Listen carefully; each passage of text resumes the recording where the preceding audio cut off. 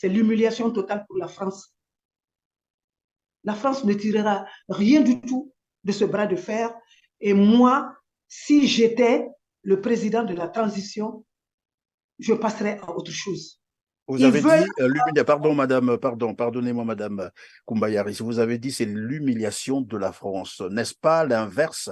Parce que finalement, c'est la France qui ne veut pas obtempérer, comme pour prouver que le régime, par exemple, ou les nouvelles autorités de Niamey ne sont pas aussi efficaces ou crédibles parce qu'ils n'arrivent pas à chasser un ambassadeur. Non, non, je crois que la France cherche un prétexte pour sévir, pour déclarer la guerre au Niger.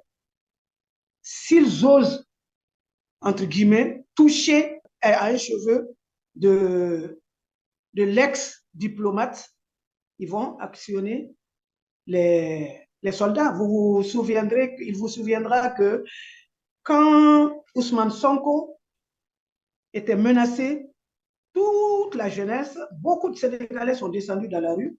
La France a voulu faire sortir 300 de ses soldats pour, disait-elle, protéger les Français qui étaient au Sénégal ou leurs intérêts, les intérêts français. Je crois qu'il a entendu raison parce que les jeunes avaient commencé à éventrer tout ce que Total possédait, les stations d'essence. Ils ont commencé par ça. Mais après, Emmanuel Macron est revenu à la raison, il a repris ses esprits. Ce qui se passe au Niger, c'est juste la dernière danse du diable.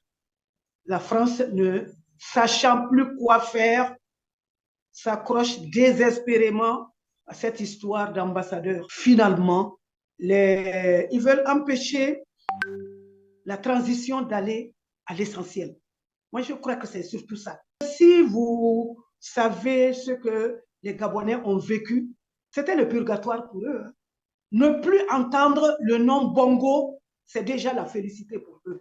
Ce qui s'est passé au Gabon, c'est un tremblement de terre en Afrique centrale. Et donc, si au Gabon, ça a été possible, ailleurs, ce sera vite fait. Ils n'ont qu'à rendre le tablier. C'est la meilleure chose à faire pour Sassou et pour Paul Biya.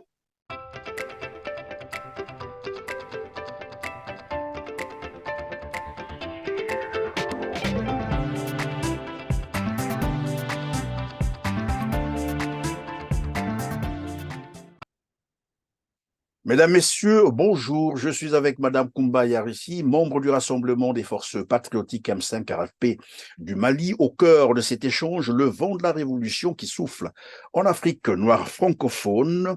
Vous nous le prédisiez ici, Madame Koumba Yarissi, lors de votre récente ou la précédente intervention sur ce plateau même que ce vent allait souffler jusqu'en Afrique centrale. Apparemment, nous y sommes. Le régime Bongo, plus de 60 ans de tyrannie, un pouvoir sans partage, pillage des ressources financières du pays, répression sauvage, instrumentalisation de la justice, tripatouillage électoral. Est-ce le dernier qui vient de tomber ou d'autres aussi vont suivre? Oui, mais ce n'est pas fini. Ce n'est pas fini parce que autant les réalités sont différentes d'un pays à un autre, autant la soif de liberté est partagée par toutes les jeunesses. Et vous êtes en train de dire, c'est finalement une révolution, c'est ça, ce ne sont pas des coups d'État, comme ben voilà, le présente la communauté, j'allais dire, internationale, comme quoi c'est un recul de la démocratie, du système démocratique en Afrique. Oui, démocratie pour qui? Démocratie pour leur permettre d'avoir une même mise sur nos ressources.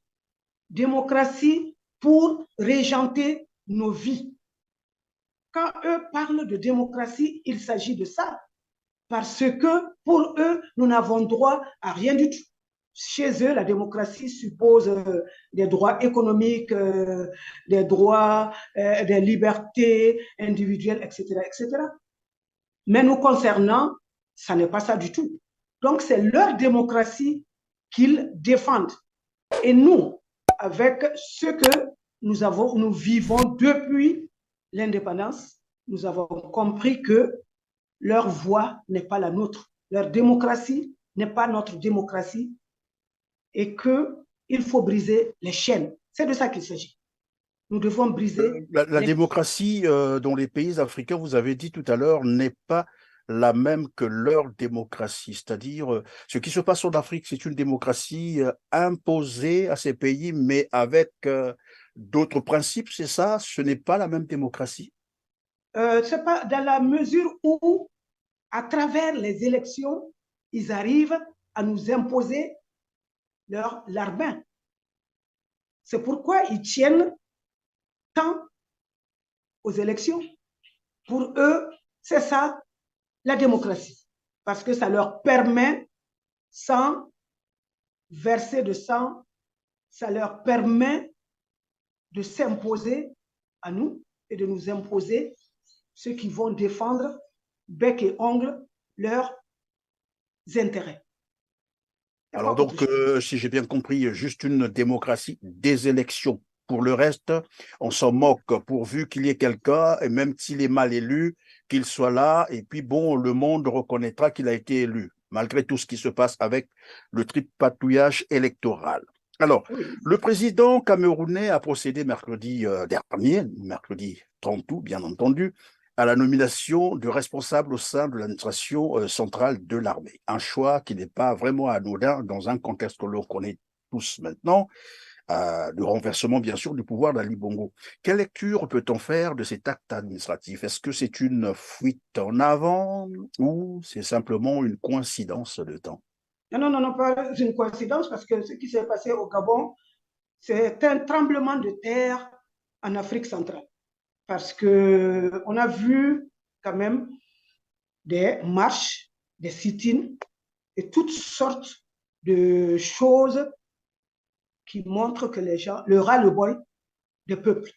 Au Gabon, ça s'est passé quelques moments, mais plus rien après. Et donc, si au Gabon, ça a été possible, ailleurs, ce sera vite fait. Donc, quelles que soient les recettes qu'ils vont avoir, les dés sont pipés pour eux. Ils n'ont qu'à rendre le tablier. C'est la meilleure chose à faire pour Sassou et pour Paul Biya. Une hirondelle ne fait pas le printemps. Ça n'est trop. Ils s'accaparent tout, ils déshumanisent les peuples et le visage de ces pays-là est hideux à cause de la corruption, de la concussion, du vol, etc., etc. Au Cameroun, une entreprise d'État a été vendue, le chèque, c'est un cadre qui a pris le chèque, on ne l'a jamais plus retrouvé. Qui dit mieux? Et donc, ils doivent se résoudre à partir, vraiment. Parce que c'est Ils doivent, inévitable. L'année, ils partiront. On va les faire partir. ils doivent se résoudre à partir, on va les faire partir, ils doivent partir. Alors donc, le vent de la révolution, bien sûr, disais-je tout à l'heure, qui s'écoule l'Afrique centrale a désormais des régimes totalitaires faussement présentés comme des régimes démocratiques, vous l'avez rappelé tout à l'heure, une démocratie des élections d'ailleurs, tant que cela profitait aux puissances étrangères. Est-ce qu'au Gabon, on peut parler vraiment de... On peut dire que finalement, les Gabonais sont sortis de l'ornière, puisque d'autres estiment que il y a là derrière la signature de la France-Afrique. Moi, je ne perçois pas ça comme ça pour avoir vécu au Gabon. Je sais qu'en 1990, euh, pendant la conférence nationale, Omar Bongo a tellement pris peur qu'il a dissous le PDG, le parti unique. Et il était même en voie de négocier son départ du travail, de la tête du Gabon. Mais malheureusement pour les Gabonais, malheureusement pour ceux qui y ont cru, il s'est invité dans l'arène politique un prêtre gabonais qui se réclamait de la majorité sociologique et qui lui a permis de reprendre la main. À la fin de la conférence nationale qui a duré quelques semaines, le PDG a été, comment dire, le PDG renaissait. Vous parlez là du père Mba Bessol? Oui, du père Mba Abessol, parce qu'après, il a été le maire de Libreville avant d'être vice-ministre, vice-premier ministre, etc., etc. Il a occupé de hautes fonctions et malheureusement, il y a des Gabonais qui ont perdu la vie à cause de lui. Il y a des Gabonais qui ont perdu leur travail et ceux à qui tout ça n'est pas arrivé n'avaient que les yeux pour pleurer parce qu'ils ont eu l'impression qu'ils se sont trompés ou qu'ils ont été trahis. C'est cela. Donc, à mon avis, en tout cas, c'est Mba Abessol qui a permis à la famille Bongo de rester jusqu'à aujourd'hui parce que Bongo sorti de cette épreuve avec l'aide de ses amis d'Europe et de France, il a pu faire vivre l'enfer aux Gabonais. Moi, il y a quelque chose qui m'a choqué et que je n'oublierai jamais. Un jour, Bongo dit à la télé, je peux faire d'un ministre un chien et d'un chien un ministre. C'était choquant, mais la lecture qu'on peut faire de ça, c'est simplement que, à travers sa géopolitique, parce que c'est ce que la France lui a vendu, il pioche des cadres dans chaque province, il les met dans son gouvernement. Des fois, il y a eu des gouvernements de 50 personnes. Ça correspondait à quoi dans un petit pays où il n'y a que 2 millions de personnes. Et la répartition se faisait à travers ces cadres-là. À son avis, lui, il arrose ces cadres et ces cadres, à leur tour, doivent faire en sorte que dans leur province, le calme règne à travers des nominations, à travers des cadeaux, etc., etc. Et donc, ce qui s'est passé au Gabon, c'est dramatique et juger ce qui se passe au Gabon comme, comment dire, à l'aune de ce qui se passe au Sahel, c'est se tromper. C'est se tromper parce qu'après le père Omar Bongo, Ali Bongo, qui n'était pas aussi intelligent que son père, ou rusé, on va dire rusé, lui n'a pas suivi ce que son père faisait, parce que d'ailleurs, au cours de la conférence nationale, les jeunes du PDG, Mba Obam, comment dire, les Ali Bongo, ont essayé de créer à l'intérieur du Parti démocratique gabonais une entité pour restaurer le PDG. Et ça n'a pas toujours été heureux. Et donc, je disais que Ali Bongo est venu, il n'est pas travailleur, il n'a pas le sens de l'intérêt général. Et malheureusement pour lui, la femme qu'il a eue,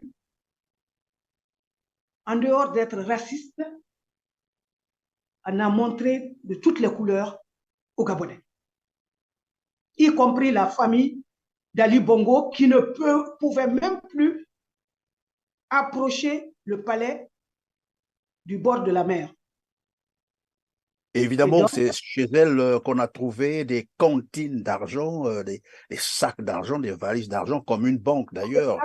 des valises d'argent, ça, ça ne date pas d'aujourd'hui. Ça ne date pas d'aujourd'hui.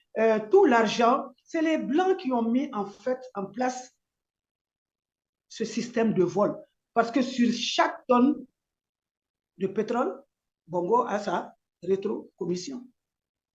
Ils ont fait de telle manière que Bongo ne puisse pas voir la misère des Gabonais, ne puisse pas entendre le cri de la jeunesse gabonaise. Eux étaient simplement préoccupés par l'argent. Ils en ont dépensé partout. Tout le monde sait qu'aujourd'hui, évidemment, il y a quelques années, les biens mal acquis ce jugement-là, je ne sais pas si ça va se faire, à part le vice-président de la Guinée équatoriale. Je crois que les autres ne sont pas passés devant les tribunaux. Ali ne peut plus passer devant les tribunaux parce que ne jouissant pas de ses facultés mentales. Et donc, sa femme s'est transformée en régente dans une république et a fait de son fils le patron, le super patron qui est au-dessus des ministres, qui est au-dessus de tout le monde. Imaginez que leur fils n'a pas 30 ans, mais il dégomme tout de suite un recteur d'université sur un coup de tête. Il y a une image qui a circulé de manière virale dans le monde entier, des cadres gabonais, des directeurs, des gens qu'on peut dire bien, c'était la crème, parce que Bongo a quand même investi beaucoup dans l'éducation. Ces gens-là. Vous faites allusion à Noureddin Bongo, c'est-à-dire le fils de Ali et... Noureddin Bongo et sa mère et leurs affidés, c'est eux qui gouvernaient en réalité parce que Ali, même avant la maladie de Ali, c'est sa femme qui décidait. Oui, évidemment, on a parlé même du faux, usage de faux, c'est-à-dire l'imitation de la signature d'Ali Bongo. Oui, comme chez nous ici au Mali, vers la fin du magistère de Ibrahim Boubacar Keïta, c'est sa femme, son fils, son ancien premier ministre et quelques autres qui prenaient des décisions, qui imitaient sa signature. Eux, ils étaient out. Ils n'étaient au courant de rien du tout. Donc, quand on en arrive là, et la France est au courant de tout ça, mais tant que Total fait des bénéfices, tant que Eramet fait des bénéfices, etc., ça leur est égal. C'est Oui, pourquoi, justement, tant que Bolloré également fait des bénéfices, à l'heure est égal. J'imagine un peu que c'est ce qui se passe aussi au Congo-Brazzaville avec le clan Sassou Nguesso, mais bon, l'avenir nous dira un peu plus. Et donc, vous disiez que ce qui s'est passé au Gabon, ils ne sont pas encore sortis de l'ornière, c'est ça, c'est ce qu'on va retenir. c'est ce que j'ai dit, parce que si vous savez ce que les Gabonais ont vécu, c'était le purgatoire pour eux. Ne plus entendre le nom Bongo, c'est déjà la félicité pour eux. Parce qu'à partir de ce moment-là, ils pourront se mettre ensemble et mettre des institutions sérieuses en place. Parce que quand vous prenez la Cour constitutionnelle, c'est Marie-Madeleine Bourancho qui a été à la tête de la Cour constitutionnelle depuis sa création. Et c'est eux qui avaient le dernier mot en ce qui concerne les élections. Et les enfants de Marie-Madeleine sont les demi-frères de Ali Bongo. Donc, où que vous alliez, c'est la même famille. C'est la famille qui s'est partagée les rôles et qui accédait à toutes les ressources. Les autres, on leur donne des pourboires. Si tu es renvoyé du gouvernement, c'est toute la tribu qui vient, ça c'était au temps de Bongo, toute la tribu qui vient demander pardon pour que vous soyez au moins PCA pour pouvoir entretenir la grosse maison que vous avez construite. C'est un air de liberté qui souffle sur les Gabonais. Vérité d'ici, absurdité d'ailleurs. Vérité d'ici, absurdité d'ailleurs, là vous adressez à la communauté internationale ou bien à la France. Alors, Madame Koumbayar-Ici, le Gabon, oui, on va revenir sur le Gabon tout à l'heure, mais allons d'abord au Niger où la tension est montée d'un cran entre Paris et Niamey. L'instruction a été donnée à la police nigérienne d'expulser l'ambassadeur de France au Niger au terme de délai de 48 heures expiré à compter du 28 août dernier. Alors, l'intéressé ne jouit plus de privilèges et immunités attachées à son statut de membre du personnel diplomatique de l'ambassade. les cartes diplomatiques et les visas de l'intéressé et des membres de sa famille sont annulés, mais Paris ne veut toujours pas obtempérer. Sommes-nous en train de vivre, j'allais dire, pour être un peu plus respectueux, le banditisme diplomatique? Sinon, qu'est-ce qui peut justifier toutes ces manœuvres de la part de la France, j'allais dire de Paris ou de l'Élysée? Chez nous, l'image que je peux donner de Paris ou de Macron, quelqu'un qui est haut perché sur un arbre et qui tombe dans un puits. C'est l'humiliation totale pour la France. La France ne tirera rien du tout de ce bras de fer. Et moi, si j'étais le président de la transition, je passerais à autre chose. Ils n'ont qu'à le laisser avec les soldats. Ils en auront marre. Vous Ils avez veulent. dit pardon, madame, pardonnez-moi, madame Koumbayaris, vous avez dit c'est l'humiliation de la France. N'est-ce pas l'inverse? Parce que finalement, c'est la France qui ne veut pas obtempérer, comme pour prouver que le régime, par exemple, ou les nouvelles autorités de Niamey ne sont pas aussi efficaces ou crédibles parce qu'ils n'arrivent pas à chasser un ambassadeur. Non, non, je crois que la France cherche un prétexte pour sévir, pour déclarer la guerre au Niger. S'ils osent, entre guillemets, toucher à un cheveu de l'ex-diplomate, ils vont actionner les soldats. Il vous souviendra que quand Ousmane Sonko était menacé, toute la jeunesse, beaucoup de Sénégalais sont descendus dans la rue. La France a voulu faire sortir 300 de ses soldats pour, disait-elle, protéger les Français qui étaient au Sénégal ou leurs intérêts, les intérêts français. Je crois qu'il a entendu raison parce que les jeunes avaient commencé à éventrer tout ce que Total possédait, les stations d'essence. Ils ont commencé par ça. Mais après, Emmanuel Macron est revenu à la raison, il a repris ses esprits. Ce qui se passe au Niger, c'est juste la dernière danse du diable. La France, ne sachant plus quoi faire, s'accroche désespérément à cette histoire d'ambassadeur. Un seul ambassadeur, c'est quoi? Finalement, ils veulent empêcher la transition d'aller à l'essentiel. Moi, je crois que c'est surtout ça. Il faut aller à Oui, parce que, l'essentiel. évidemment, dans le même sens, Paris a fait savoir que ses troupes étaient prêtes à se défendre, disons, contre toute attaque qui viserait les intérêts français au Niger. Et là aussi, après, on va se poser la question de savoir de quel intérêt fait-on allusion dans le cadre, par exemple, de Niamey. Oui, cette troupe, c'est quoi? Il y a une base ou deux bases là-bas, mais il y a Barkhane aussi qui a rejoint les autres soldats. Est-ce qu'il va provoquer une guerre? Je crois qu'il n'ose pas. Il n'ose pas parce que la Russie est là. Les Américains étant plus intelligents se sont mis en dehors de ce qui se passe au Niger. Parce que c'est une affaire intérieure. Bazoum est un arabe de la Libye. Bazoum n'est pas nigérien.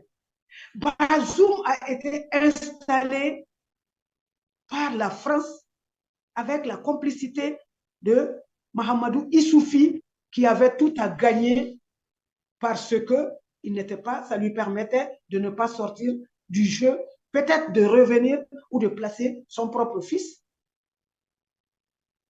Et donc, ce qui se passe au Niger aujourd'hui est cocasse. Si ce Mais n'était pourtant, pas. pourtant, dans le discours d'Emmanuel Macron, on semble présenter Bazoum étant originaire d'une ethnie minoritaire en plus, a-t-il dit. Et là, certains observateurs estiment que c'est un discours, disons, une incitation à la haine, à la violence, parce que pourquoi est-ce que Emmanuel Macron pouvait présenter Bazoum comme étant issu d'une Ah oui, ethnie minoritaire? Pour quelle parce raison? que Une façon de les mettre en confrontation, c'est ça? Non, il fait feu de tout bois. Il sait très bien d'où vient Bazoum. Donc, en disant ça, il pense que de cette façon, les Nigériens vont, comment dire, s'affronter les uns et les autres. Parce que mettre Bazoum dans un camp et l'opposer aux autres, ça veut dire quoi? Ça veut dire qu'il veut créer la zizanie entre les Nigériens eux-mêmes. Sinon, Bazoum même sait que ce que Macron dit là, c'est faux. Et tout le monde le sait. Non, Macron est aux abois. Il ne va plus jamais récupérer quelque pays que ce soit. Il va tout perdre et il répondra devant l'histoire et devant les Français. Parce que c'est par son incompétence, par son ignorance, que la France est humiliée aujourd'hui partout. Tout le monde vit ça comme une humiliation. C'est ça le Évidemment, vrai. donc, voilà, si c'est une humiliation, eh bien, évidemment, comme j'ai toujours tendance à le dire, le temps nous le dira parce que la vérité finit toujours par triompher. Et j'insistais sur cette question parce qu'au départ, au début de cette crise, on a même présenté sur les médias français des opposants qui commençaient à parler un peu d'affrontements, qui se disaient dans ce cas on va en guerre, et d'autres ont été présentés comme étant entrés en maquis pour se préparer à revenir par la force. Et là, lorsqu'on entend ce genre de discours, on présente Bazoum comme étant issu d'une ethnie minoritaire, on comprend très bien sur quoi la France veut surfer, sur quelle vague, et donc à bien comprendre, pour la France, s'il n'y a pas une intervention militaire, il faut créer une situation de conflit Oui. Il faut au créer, c'est Niger. la même chose au Mali. Ils ont fait miroiter cette question d'Azawad à une ethnie minoritaire aussi au Mali, ou une race, je ne sais pas comment les appeler. Et donc, c'est ça leur jeu. Mais ça n'est fini, ça ne peut pas prospérer parce que aujourd'hui, tout le monde comprend les enjeux. Emmanuel Macron a peur du jugement de l'histoire parce que le tribunal de l'histoire est impitoyable. Un de ces jours, comme il est jeune, un de ces jours, il répondra de tous ces faits-là, la façon dont il a procédé pour que la France tombe définitivement. Ce sera de sa responsabilité. On sait comment il s'y est pris avec les Gilets jaunes. Il en a éborgné, il y a eu des éclopés, il y en a d'autres qui ont fini en prison, etc., etc. Mais il n'a jamais pu régler quelque problème que ce soit, même en France, à plus forte raison en Afrique, où il n'a plus aucune carte en main. Il n'a plus rien. Il ne peut plus rien faire. Ses affidés sont affaiblis. Ses affidés vont partir un à un. Ça, c'est inévitable. Maintenant, il doit se résoudre à accepter d'avoir perdu. Ils ont dominé l'Afrique pendant des siècles. Ça leur coûte quoi d'en partir maintenant? Parce que la constante de l'histoire, c'est le changement. Regardez, en 90, c'était après le mur de Berlin, c'est la démocratisation qu'on a vendue à tout le monde. Il y a eu des conférences nationales, et on a installé des rois télé, et on a fait faire des élections qu'ils ont, comment dire, financées en partie, etc., etc., qu'ils ont, comment ils envoient des observateurs qui n'observent rien du tout, qui sont atteints de cécité et qui font un rapport qui n'a rien à voir avec ce qu'ils ont vu sur le terrain. Et Voilà ce qu'ils ont. généralement, leur rapport a toujours été globalement positif avec quelques... C'est toujours les mêmes termes. Et voilà. Maintenant, c'est la renaissance de l'Afrique. Il y a eu un livre, Quand la Chine s'éveille. La Chine s'est éveillée et est devenue deuxième puissance du monde. Aujourd'hui, c'est l'Afrique qui va renaître de ses cendres, tel le sphinx. Et si la France refuse ça, elle se prendra les pieds dans le tapis, parce qu'elle ne pourra rien contre la volonté populaire. Madame Koumba Yarissi, nous apprenions également que l'Union européenne venait de décider un régime de sanctions contre Niamey, bien entendu, mais elle exclut l'option militaire. Paris se retrouve ainsi isolé diplomatiquement sur cette question. Paris qui était en train de faire feu de tout bois, est-ce que c'est toujours cette manipulation? Et on va chercher à comprendre que vise concrètement Paris au Niger. Est-ce que c'est toujours cette affaire d'uranium ou bien c'est le Euh, contrôle de toute la zone? un petit rappel cependant. Vous savez, la longueur de la lutte contre le djihadisme au Mali a permis aux Européens de savoir que la France ne procède que par des tromperies pour financer quoi que ce soit. Appartenant à l'Union européenne, la France a créé le G5 Sahel. Et l'ancien président Kaboré du Burkina Faso, au cours de la conférence de Bâle, si j'ai bonne mémoire, a dit devant le monde entier que eux, ils ne voient pas la couleur des euros que l'Union européenne donne à la France. Parce que tout ce qui est donné au G5 Sahel, c'est la France qui récupère pour faire face à son déficit. Et quand le Mali est parti du G5 Sahel, le G5 Sahel est devenu comme un château de cartes. Ça n'existe plus. Et donc, tout ce que la France entreprendra, elle ne pourra rien récolter, elle n'aura aucun résultat parce que la France elle-même n'a pas les moyens de sa politique. La France trompait les autres pour récolter des milliards et agir dans tel ou tel pays pour tel ou tel intérêt. Oui, si nous n'agissons pas, c'est l'Europe qui sera attaquée, c'est l'Europe qui sera envahie par les immigrés, etc., par les migrants, etc.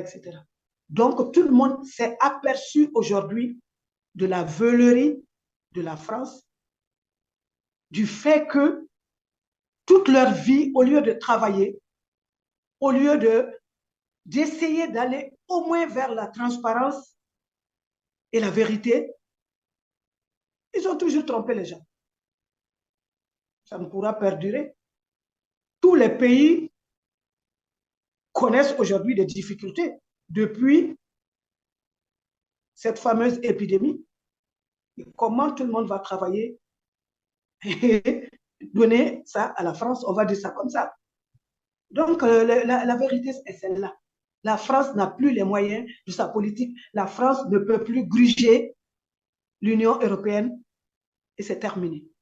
Alors donc, face à ce vent qui souffle depuis l'Afrique de l'Ouest et désormais en Afrique centrale, là, je reviens sur la CEDEAO, bien sûr, qui continue à exiger le retour immédiat à l'ordre constitutionnel au Niger, ainsi que la libération du président Bazoum, puisque pour eux, il est toujours président, et son retour à ses fonctions.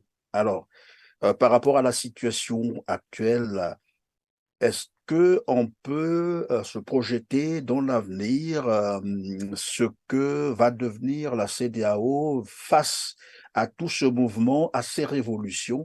Est-ce que la CEDEAO a encore sa place ou devrait doit-elle revoir sa structure et sa Je politique, sa diplomatie, allais-je dire? je pense que quand les sanctions seront levées, les 10 sanctions qui pèsent sur le Niger, quand elles seront levées, nos 4 pays vont se retrouver et prendre des mesures inédites parce que la CEDEAO, ce n'est plus nous, ça ne nous appartient plus, ça n'est pas là pour ça. La CEDEAO aura beau se réformer, plus personne ne fera confiance à une partie des chefs d'État. Donc, c'est une question de temps. Attendons de voir. La CEDEAO, évidemment, à travers des présidents comme Alassane, matin, midi et soir, on va dire, etc., il est ci, il est ça. Ce n'est plus ça le problème.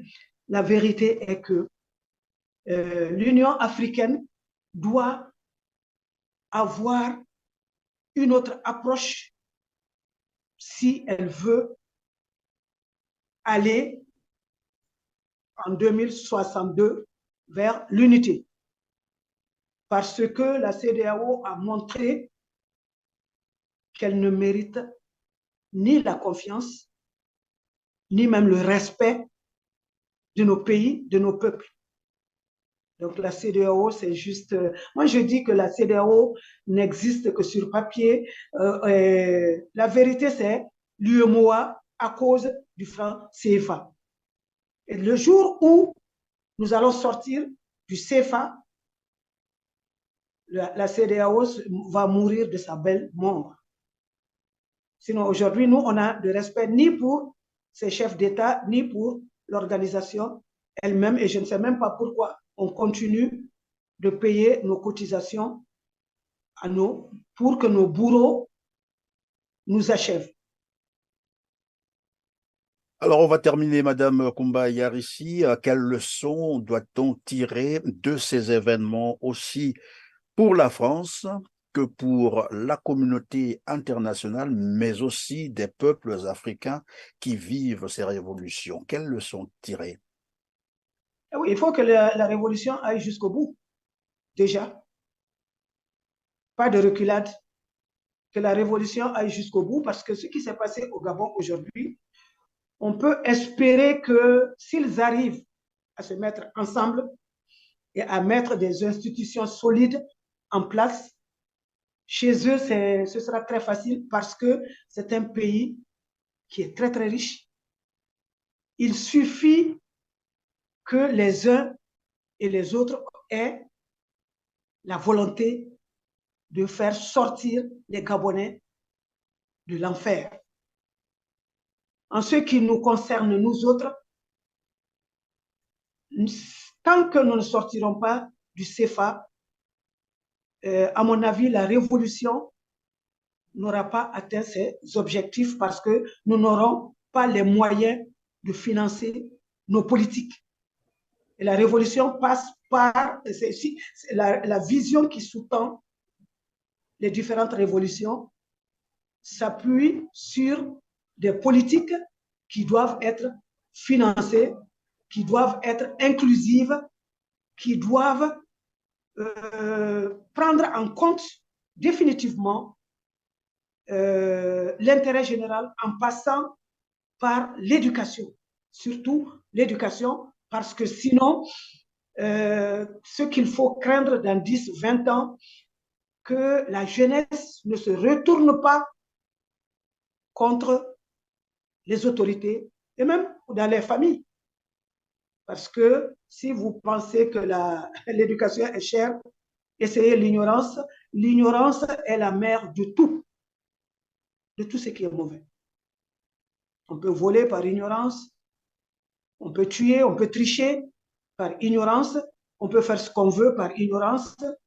Et donc, ce qu'il faut faire, c'est que ceux qui émergeront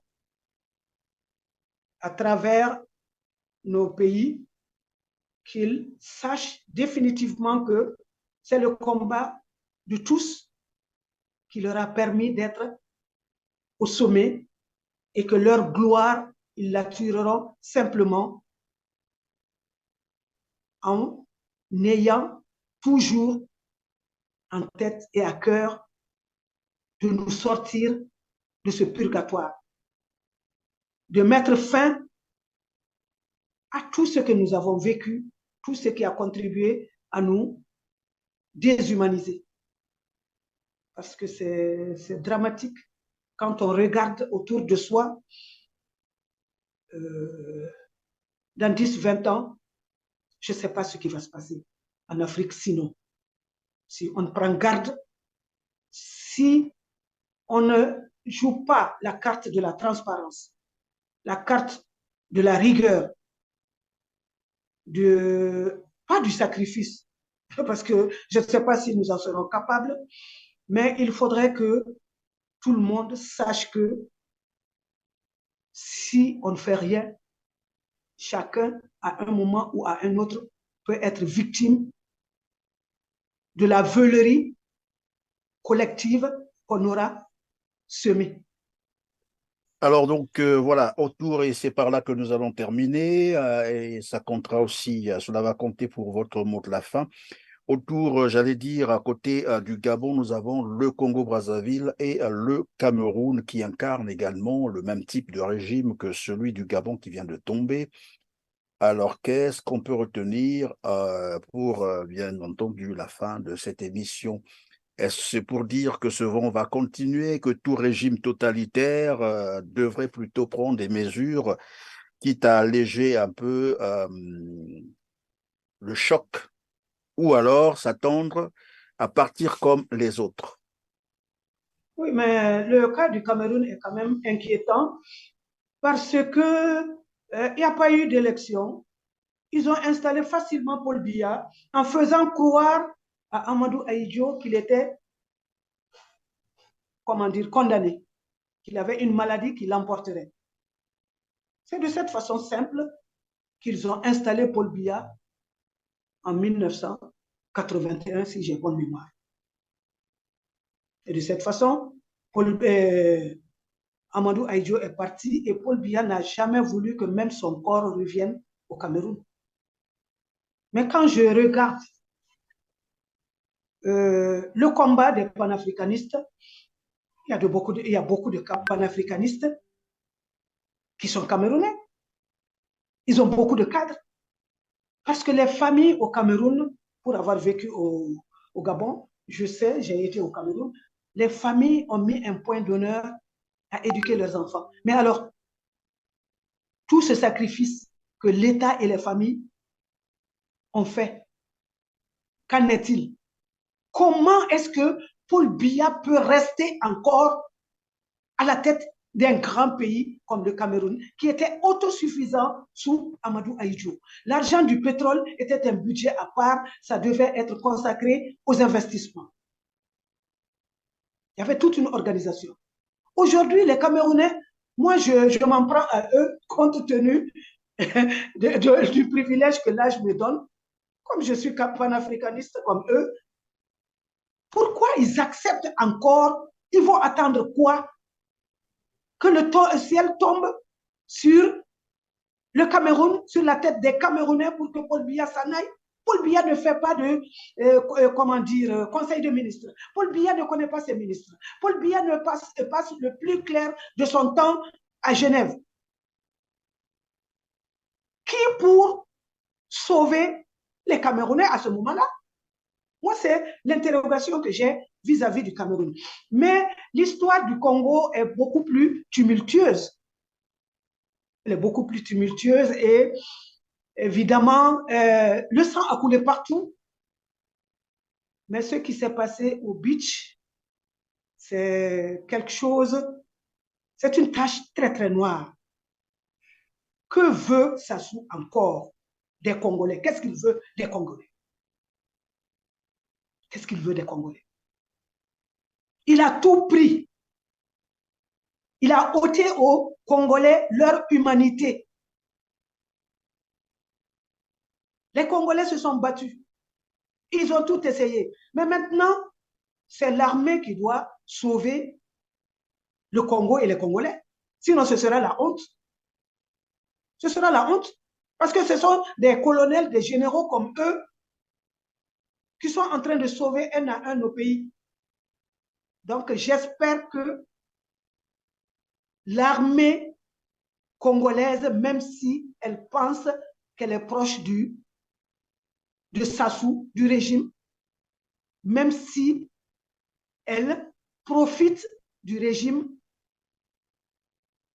demain, l'histoire retiendra qu'en tant qu'institution qui doit arbitrer, elle a failli à son devoir.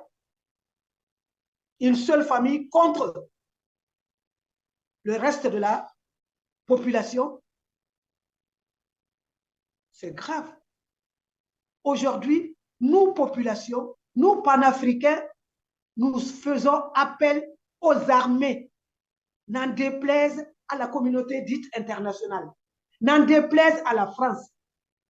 Chaque fois que l'armée fera le travail, le peuple sera là pour l'adouber, pour l'accompagner. Et je terminerai pour dire, je ne cesserai pas de le dire, ce ne sont pas les généraux qui font l'histoire, ce sont les peuples qui font l'histoire, mais les généraux doivent donner le tempo. Parce que la misère qu'il y a en Afrique centrale est ressentie jusque chez nous. Et le séisme qui a commencé, que l'armée prenne ses responsabilités ou pas, les régimes seront balayés et l'armée qui ne fera rien sera balayée, l'accompagnera et je ne sais pas où. Parce que Merci. maintenant, Oui. on ne peut plus se taire. Nul ne peut arrêter la marche de l'histoire. Donc, s'ils ne veulent pas partir, que les armées prennent leurs responsabilités parce que c'est pour ça qu'elles sont entretenues par l'argent public. Voilà. Elles sont là pour nous sauver, pas seulement en temps de guerre, pour nous sauver contre ces bourreaux-là qui sont déshumanisés, qui sont des monstres, etc., etc. Merci, Madame Koumba Yarissi. Toutes les fois que l'armée prendra ses responsabilités, les populations, sinon les peuples, seront là pour les soutenir, vous avez dit. Et donc, l'armée a aussi pour rôle, vous l'avez rappelé tout à l'heure, de sauver les populations. En tout cas, merci d'avoir été avec nous, Madame Koumba Yarissi, d'avoir répondu à nos questions. Et c'est avec un réel plaisir que j'ai échangé avec vous aujourd'hui, dans Le l'espoir de plaisir. vous retrouver très prochainement. Mesdames, Messieurs, merci de nous avoir suivis. Comme d'habitude, le petit geste, vous le connaissez désormais, de cliquer sur le petit pouce en l'air pour nous aider à parfaire notre référencement et de partager passivement cette émission. Pensez à nous dire ce que vous pensez évidemment de cette émission. Cela nous fera énormément plaisir. On se dit donc au revoir et à très bientôt. Merci.